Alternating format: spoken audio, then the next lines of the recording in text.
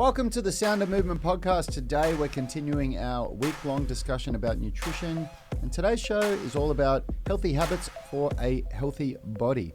Yanni, Richard and myself have developed our habits over the last couple of decades, and they work really well, and today we're going to share them with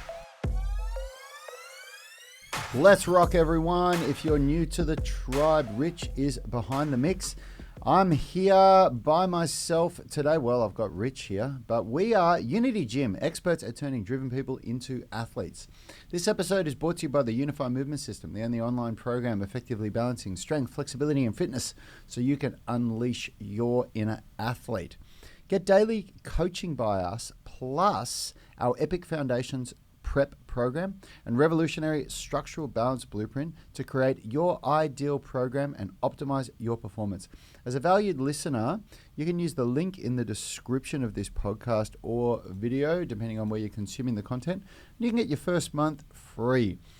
Also, before we get started, I just want to give a warm welcome. If you're on the live stream or in the UMS Movement Mastermind Facebook group, leave a comment and we'll send you some love. Remember, anyone can join and interact. So if you're not a part of that group yet, you're going to want to come over to Facebook and join UMS Movement Mastermind. Lastly, a shout out to our YouTube athletes catching the replay. Hit the like button and support the channel, and subscribe to our channel as well if you haven't done so already. How are you today, Richie? I'm good, thanks, Rad. Another good training session this morning. Feeling pumped in the arms and everything. Yep. Excited for another show. Awesome. Dave Clark is saying great topic this week as well, talking about nutrition. Thanks, Dave. We really appreciate the love as always. Now, today we're going to be talking about nutrition and healthy habits. So, if you didn't catch the earlier shows this week, this show is being recorded on Thursday. So on Monday and Tuesday, it was all about protein for building muscle. Yesterday's show was about calories for fat loss, or how calories affect fat loss. And today it's all just about healthy habits, the healthy habits that we have created. And I'll give you a little bit of context about how it all started. I'm 42 now. I turned 43 this year, and I'm pretty healthy compared to the average person. I'd say I'm very healthy. I get blood checks every 6 months, and my bloods couldn't be better. My doctor says my cholesterol is at a really healthy level. The ratio of good to bad cholesterol is really good. My blood sugar levels are really good, and I have a family history of diabetes. My dad was a diabetic at a much younger age than I was, and so was my grandfather, my grandmother. And my blood sugars are really healthy. And when I got my first blood test about 8 years ago, they weren't good. I was borderline diabetic. Actually, not borderline diabetic. I was borderline insulin resistant. So and then I made some changes, and now they're really good. I have a very healthy body fat percentage. So I'm doing pretty well. So the habits that I've created, they work for me. I've taught them to a lot of other people. They've worked for them. And I should, of course, before we go any further, I should give the disclaimer. Neither Richard nor I are nutritionists or dietitians. We're both just personal trainers who are very passionate about health. We're passionate about our own health, and then about sharing things that have worked for us. And the information that we get comes from very credible sources. We have, over the years, learnt who the people that are credible are that we should follow. So people that aren't talking about fads, but that are talking about the research, and there's different ways you can go when you do your research on nutrition. You can go down the fad rabbit hole, which is what people are talking about now, what the latest trend is, or you can go down the research rabbit hole of peer-reviewed research, meaning research that has been reviewed by other dietitians, nutritionists, professors, that have then given it the thumbs up. That's what peer-reviewed means in a nutshell. So, the people that we get our info from are definitely, the latter. They're the peer-reviewed research people, and then we try it out on ourselves, and we see what works. And that's my little intro spiel, I guess. Yeah, right. So what are we talking about specifically today, Brad? Are we giving people like a list of things, habits to employ upon their life? Yeah? Yeah, is that what you wanted to do? Yeah, I thought that would be a good sort of talk about today, giving people a little bit more information about what we do and what we found for our clients. Yep. All general information, like no real general specifics. information, that's right. Because let's be honest, again, we're not dietitians, so being very specific on individuals, it's not our forte. But this is the stuff that we've found works for us and our clients. Yeah. So the first thing that I'd like to say is, you have to make a decision that you're going to do this. I think that's the first thing. That's the first habit you have to do. You have to say, I'm going to embark on a journey, because it isn't going to be one decision that you just make overnight. All in. Yeah, you're all in. You make the decision that you're going to start becoming healthier. It's not like you decide today I'm going to do X, Y, and Z and it's perfect tomorrow. That's not how it's worked for any of us. It was like the first decision is, I want to be healthier than I am now, and I'm going to start being proactive about learning how to do things better than what I'm currently doing. For me, that decision came about in my late 20s. I became a personal trainer when I can't remember if I was 25 or 26. And I just realized how bad my diet was, And it started for me by wanting to reduce inflammation, because I was really unhappy that, I had abs. You could see my abs, but I had a really bloated stomach, and I used to feel lethargic all the time. And I asked my mum about it. My mum was the only person that I could think of that, because she cooked home meals all the time. Vegetables were a big part of what we ate, and she wouldn't let us eat shit food like sugar and, sugary drinks and sweets and, processed foods a lot. And she basically steered me down the rabbit hole of starting to learn about what kind of foods cause inflammation and things like that. And that was my first, entry point into wanting to learn how to eat better. What was it for you, Richie? Really, it takes us back to when we first met. My decision to eat healthier was a realization that health was really important to me, and I didn't know how to do that. I didn't know how to be healthy. Like I knew how to exercise. That was one part to it, but I knew nothing about nutrition. And my first sort of encounter with that learning was through Rad, when we sort of lived together in Townsville quite a few years ago now. And that was learning how to cook, understanding what I had to make my meals out of to make them healthy. But yeah, I made that decision, like, all right, I'm gonna start learning how to do this properly. And you can't half-ass it. You can't go, oh yeah, I'll eat healthy this week, and because I'm doing this and this on the weekend, it's a write-off. I'll pick back up next week and start it again.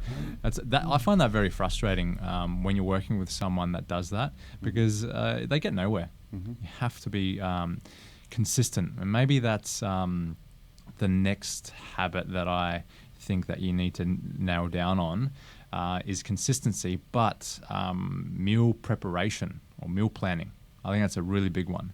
If you're not planning the types of foods you're eating, then you're going to be inconsistent and you're not going to get results. Just like if you're not coming to the gym most days and it's on and off, you're not going to build muscle, you're not going to lose weight. So what is meal preparation and planning to me? I think it's a bunch of different things. It's not necessarily packaging every single meal in a week and putting it in your fridge. It's understanding what the week basically looks like in terms of food, like what proteins you're going to be having generally, what vegetables, is there going to be carb-heavy days or carb-light days, just a overall plan of attack, so you don't get caught out and need to call up Menulog and get a pizza in. That throws you out big time. But it also comes down to basing the meals around, protein and the amount of calories that you're going to be consuming. So more or less plan of attack, knowing what you're going to be eating. Yeah, absolutely. I mean, that is, and that's something that we used to do really well, didn't we, in the Army? What Richard was talking about, it goes back to when we met. When him and I met, I was 30 and he was 19. You were 19, were you, when you joined the Army? Yep. And we moved in together after we went over to East Timor on a deployment as infantry soldiers, as part of a peacekeeping force for 9 months, and we came back and we got a place together. And it's quite funny because until that moment, I don't think we'd probably spoken to each other for more than an accumulated total of about a minute because we were in different sections. Yeah. And when you're in different sections, you just don't really hang out with each other, even though you're in the same platoon and you go everywhere together. You don't, it's just the way that the army works.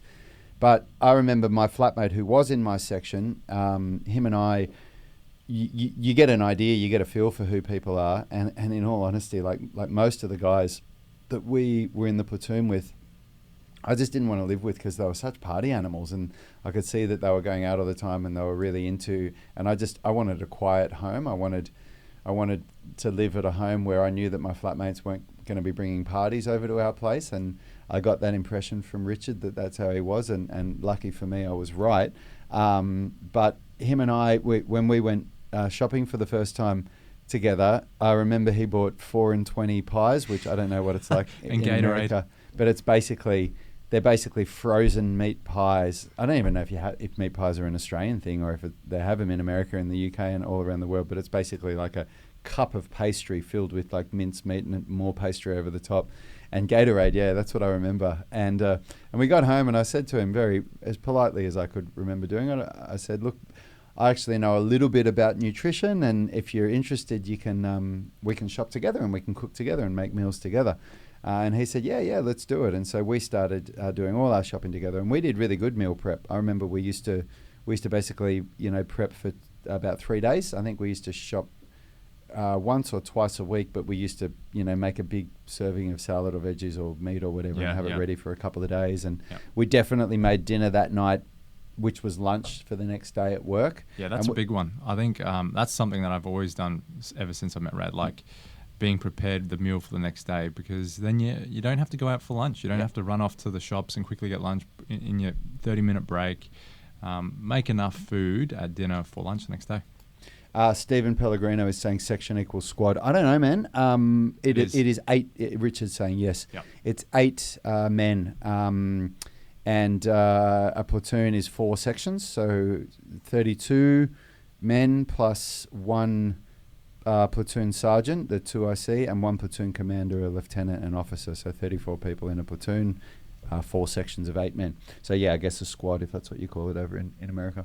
But that's my first point, because Richard said, planning your meals, meal prep would be what his first point is, and my first point is more specific on that, which is, that you cook for dinner your lunch tomorrow, the next day, and you eat the same thing that you ate for dinner last night as you eat lunch the next day. And it's actually rare for Richard and I that we don't do that. Sometimes, like some weeks, there'll be 2 or 3 days out of a week that I haven't done that, because for whatever reason, my wife and I decided to go out for dinner a couple of times one week. But then, where my preparation comes, I've spent a lot of time figuring out what my go-to meal is if I don't have food, and there's a supermarket around the corner, and I go and buy 6 salad ingredients or 5 salad ingredients, some feta cheese, and a tin of tuna. And there's my meal that takes me about 5 minutes to make, and I know that it's healthy. So, planning. If you're not planning for what you're going to eat, you're really going to run into trouble, because if you choose what you're going to eat when you're hungry, you make bad choices, don't you? Oh, yeah. Yeah. Definitely. It's very rare that when you're full and you're thinking and planning in advance that you think, on Tuesday I'm going to have McDonald's for lunch, and then I think I'll have pizza for dinner. You don't do that. It just doesn't happen. When you've got a choice of a burger and the salad on the menu there, you're always going to go, oh, I could really go for that burger. Yeah. Well, I know I do, Yeah. So I do too. Yeah. Yeah, I do too. Like Craig's saying, I hate leftovers. I'll always make a new lunch. Yeah, fair enough, man. No problem. I guess for me, it depends on what you make. I mean, if I make what my wife and I make more than anything consistently is roast meat, roast lamb and roast veggies. And there's several reasons why.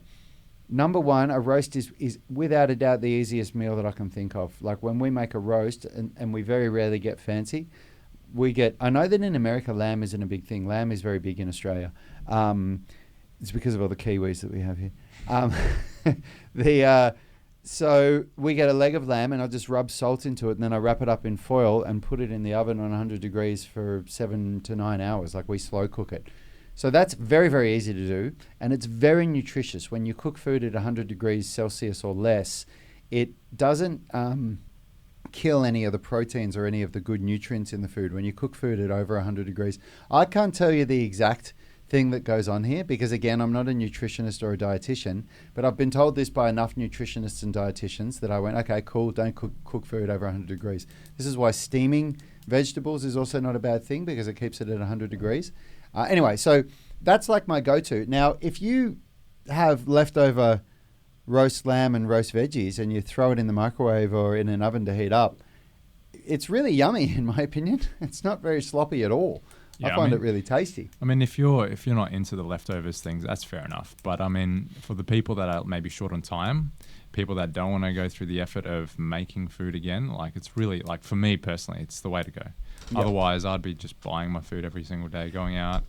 And it saves you money as well. Yeah. Saves you money. A lot less costly. Yeah, it really is. I don't know. I can't think of anyone off the top of my head that's a fitness professional that has a good physique year-round that doesn't do what we're talking about. They don't prep their meals for the next day. Yeah. I can't think of anyone. Aaron, my friend over at Bondi, he cooks all his own meals. He even, puts his roast on at 5 or 6 a.m. so that it's ready for lunch, and he eats that for lunch and dinner. I think if you look at the people that do it best in terms of controlling their body composition, putting muscle on, losing fat, bodybuilders, I had to say it, but yeah, they're really good at it. They're very meticulous about it, and that's why they're so successful, because they're very meticulous about the planning of their nutrition, their food. So it's not for everyone, but I think we can learn from that. Craig Jenkins is a Kiwi. I didn't know that, mate. I've got a Kiwi joke now that I know Craig Jenkins is a Kiwi. Just one though? Just one. So there's an Aussie, and he's over in New Zealand, and he's driving through the farms and the paddocks, and he's thinking about buying some land over there, and he sees this local wrestling a sheep into the back of his truck, and he pulls over and he says, hey mate, how are you? I'm new here. I'm looking at buying property. And he goes, oh, hey bro, what's going on? And he goes, mate, I was just wondering, do you shear sheep? And he goes, oh no, bro, you're going to have to get your own. If you're not a Kiwi or an Aussie, you're probably not going to get that joke, but I'm sure Craig gets it. So that's a bad one. That's a good one. What are you doing about? You laughed, man. Come on, you laughed. Doesn't take much for me. Craig's saying just one here. We got a bit of a delay in the stream, so I know that you don't actually hear my amazing jokes until I'm told them. Anyway, back on topic.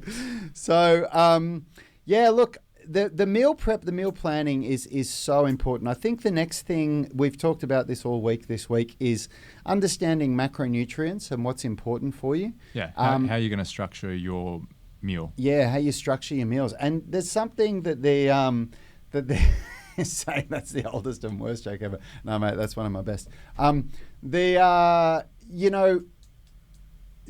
parents got it right by saying, you need to eat more vegetables, right? That is definitely one thing that they got right. Yeah, I think that's something that hasn't changed over the decades. Everyone knows that veggies are good for you. Yep. But I think something that a lot of people don't understand is the importance of dietary protein and also the importance of healthy fat. I'm actually still... Look, I know that this is still a debated topic. I know that the jury is out on whether, high-fat diets are good for you or not, but... the people that I've chosen to follow, that I put my faith in, I do eat a high-fat diet, and I don't eat keto or anything like that, but I certainly do not avoid fat, and I actually avoid low-fat options all the time. I never, ever get anything low-fat, and I get my bloods tested all the time, like twice a year, and I'm always very healthy. There's no problems with... my liver, there's no problem, my kidney, there's no problem with my cholesterol. But, that said, if you're thinking about potentially avoiding low-fat foods, go and get your bloods tested. Make sure you work with a doctor with that. Don't just take my advice. Yeah, I think whatever way you're going to swing it, high carb, low carb, high fat, low fat diet, you want to be mindful of like the calories that you're eating, because fat's quite abundant of energy, and if you are going to have a little bit more fat in your diet, you don't want to overdo it, because again, you're going to put on fat because of caloric value of Yep. those meals. Yep.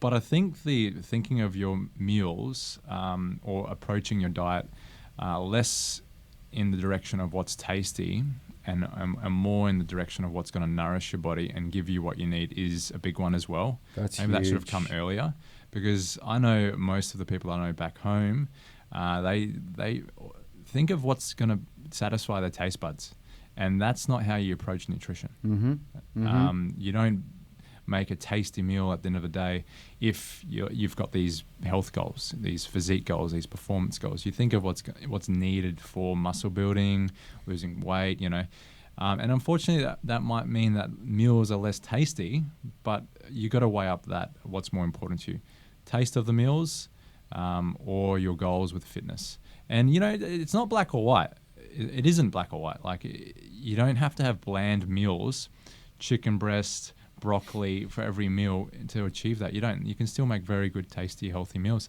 I think that's a really good point, because that is definitely something that I switched from. I switched from thinking what food I want to eat based on the taste that I want, and I switched to thinking what's my protein that I need, and then what veggies am I going to have it with. And of course I still eat tasty food, but that's not the priority at all. No, it's not. Yeah. Craig's got a really good question here, and I think that this is really relevant to what we're talking about, and I think we can wrap up by giving our 2 cents on this question. So it's quite long. I haven't read the whole thing yet, but I'll read it out loud. He's saying, I have kind of a question. It seems you have different strategies. I had thought you guys were doing just time-restricted eating. However, it seems that Richard eats breakfast, Yanni does time-restricted, and Rad bangs on protein in the morning when he's doing hypertrophy. Plus, there is Monday, Tuesday fasting suggested in the nutrition blueprint. I know I've generalized that a bit, but I have one of those personalities where I can totally stick to a plan. My issue has been what plan to follow. After this week of these sessions, it actually has helped me see why you guys do things differently. I have been time-restricted fasting for a long time, but not putting on muscle or losing fat. I'm 50 this year.